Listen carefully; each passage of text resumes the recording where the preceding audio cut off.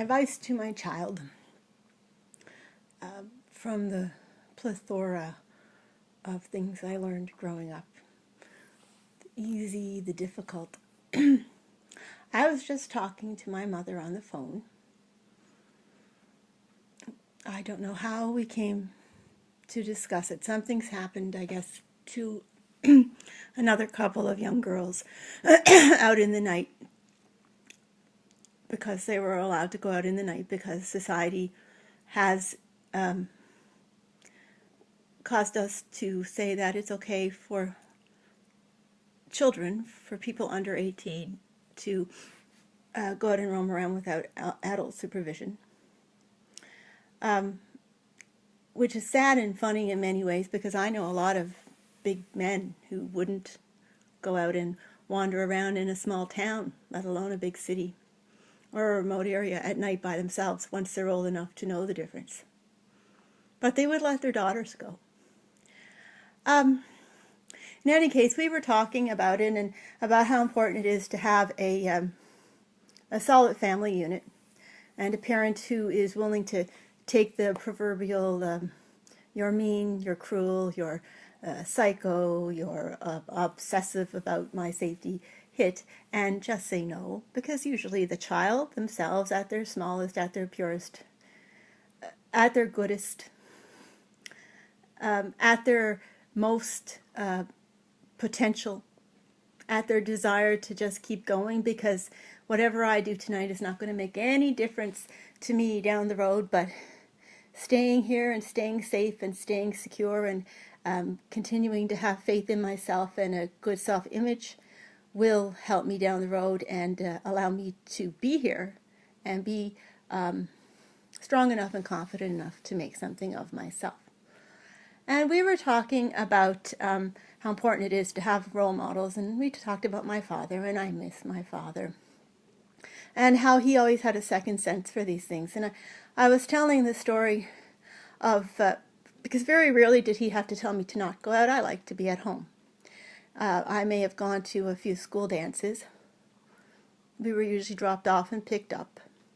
I may have gone to my friend's house to visit occasionally, usually in the afternoon for a birthday party or something. We still celebrated that way. Very, very childlike in some ways. Very, very, we always had supervision. Until I was in my 20s, and even then, we just didn't do anything very much over the top at all. But I was my first boyfriend. I was dating my first boyfriend. I was 21 before I had a boyfriend, and we were already adults. But I was home from school, or in between terms at university, and my boyfriend was going up to a cottage, to a cabin, up just outside of town with a bunch of people.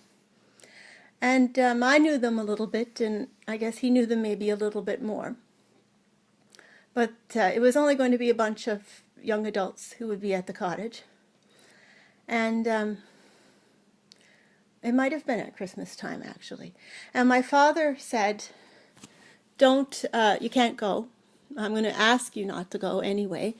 And I didn't really want my boyfriend to go without me. I was still at that age when jealousy overtakes good sense and brokenheartedness or whatnot. Don't understand that relationships are just another portion of a long string of life, and life is more important than anything.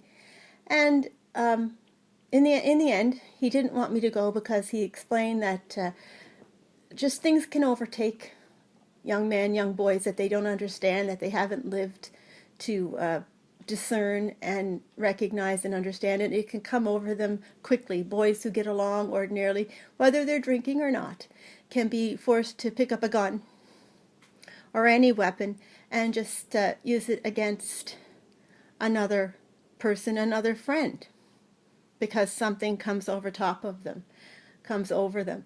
And back in those days in particular, most cottages had a gun due to bears or whatnot. So I stayed home. But while we were talking, I was thinking about another friend of mine how things go.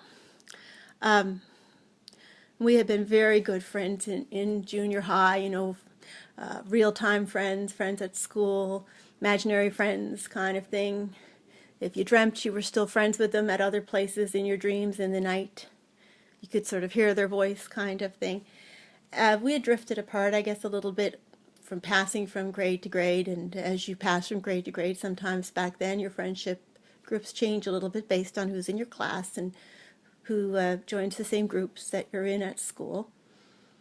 But a group of them got together one night, and the story went that they were playing Russian roulette. Now, there were no Russians among them. Why would they come up with a game such as that? Or the cowardice to have come over them to have a bunch of boys pick up a gun, and just how quickly having a gun in their hands, or any weapon, even their hands against themselves, can turn fatal, and what causes that. And being aware of what causes it, having a sixth sense about it, is a difficult thing.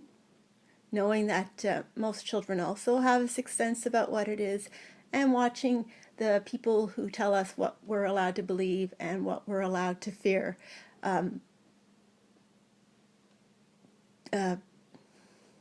keep us from keeping ourselves safe in a free manner.